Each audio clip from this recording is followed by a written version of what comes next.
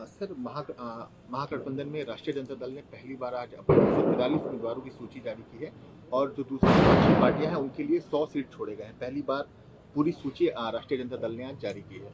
नहीं, अगर आप पूरी सूची देखिएगा तो आपस का कोऑर्डिनेशन नहीं है। बहुत सी ऐसी सीटें हैं जहां पर अब 143 राष्ट्रीय जनता दल ने डाल दिया है, 60 कांग्रेस ने डाल दिया है, फिर 30 सीपीआई सीपीएम ने डाल दिया है, फिर 15 मुकेश सहनी जी ने डाल दिया। तो आपसी कोऑर्डिनेशन नहीं है, सब एक दूसरे के उम्मीदवार के ऊपर अपना उम्मीदवार खड़ा कर रहे हैं। तो हाँ, कोऑर्डिनेशन कहाँ हुआ? इतने जद्दोजहद के बाद भी आपसी कोऑर्डिनेशन नहीं है। तो कहीं ना कहीं महागठबंधन में जिसको बोलते हैं महागठबंधन, वो तो बना नहीं। वो तो नीतीश जी ने 15 में बनाया था, 101 और 41 सीट। ये तो महागठबंधन का बना नहीं, आपसी कोऑर्डिनेशन हुआ नहीं। इतने लंबे समय तक साथ रहे, सब कुछ रहे, लेकिन आपसी तालमेल नहीं है। आपसी तालमेल का मतलब कि जिसको बोलते हैं एक कोऑर्डिनेशन आपस में, वो कोऑर्डिनेशन तो है नहीं। कांग्रेस के सांसद पप्पू यादव, उन्होंने भी नाराजगी जताई और कहा है कि अगर वो कांग्रेस में होते तो कांग्रेस को इतना झुकना नहीं पड़ता, कांग्रेस को इतना बुरे दिन नहीं देखने पड़ते। देखिए, हम बार बार कहते आ रहे हैं कि लालू प्रसाद यादव जी, आरजेडी कांग्रेस के प्रति ईमानदार नहीं है। और कांग्रेस, ये मैं बहुत लंबे समय से कह रहा हूँ, अपने लंबे अनुभव से कह रहा हूँ।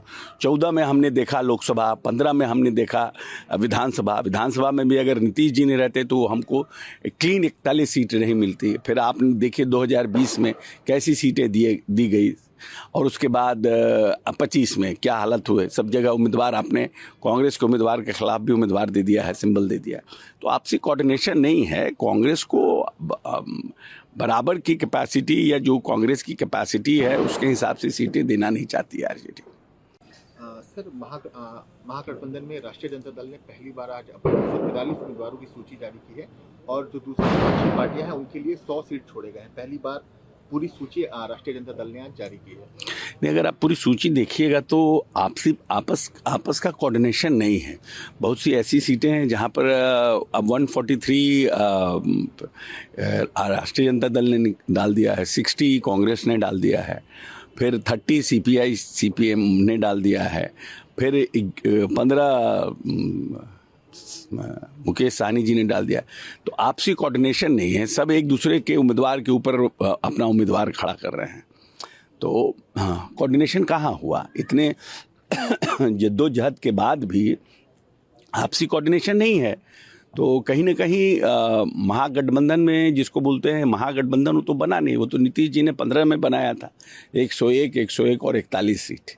ये तो महागठबंधन का बना नहीं, आपसी कोऑर्डिनेशन हुआ नहीं। इतने लंबे समय तक साथ रहे, सब कुछ रहे, लेकिन आपसी तालमेल नहीं है। आपसी तालमेल का मतलब कि जिसको बोलते हैं एक कोऑर्डिनेशन आपस में, वो कोऑर्डिनेशन तो है नहीं। कांग्रेस के सांसद पप्पू यादव, उन्होंने भी नाराजगी जताई और कहा है कि अगर वो कांग्रेस में होते तो कांग्रेस को इतना झुकना नहीं पड़ता, कांग्रेस को इतना बुरे दिन नहीं देखने पड़ते। देखिए, हम बार बार कहते आ रहे हैं कि लालू प्रसाद यादव जी, आरजेडी कांग्रेस के प्रति ईमानदार नहीं है। और कांग्रेस, ये मैं बहुत लंबे समय से कह रहा हूँ, अपने लंबे अनुभव से कह रहा हूँ। 14 में हमने देखा लोकसभा, 15 में हमने देखा विधानसभा में भी अगर नीतीश जी नहीं रहते तो हमको क्लीन 41 सीटें नहीं मिलती। फिर आपने देखिए 2020 में कैसी सीटें दी गई, और उसके बाद 25 में क्या हालत हुए। सब जगह उम्मीदवार, आपने कांग्रेस के उम्मीदवार के खिलाफ भी उम्मीदवार दे दिया है, सिंबल दे दिया।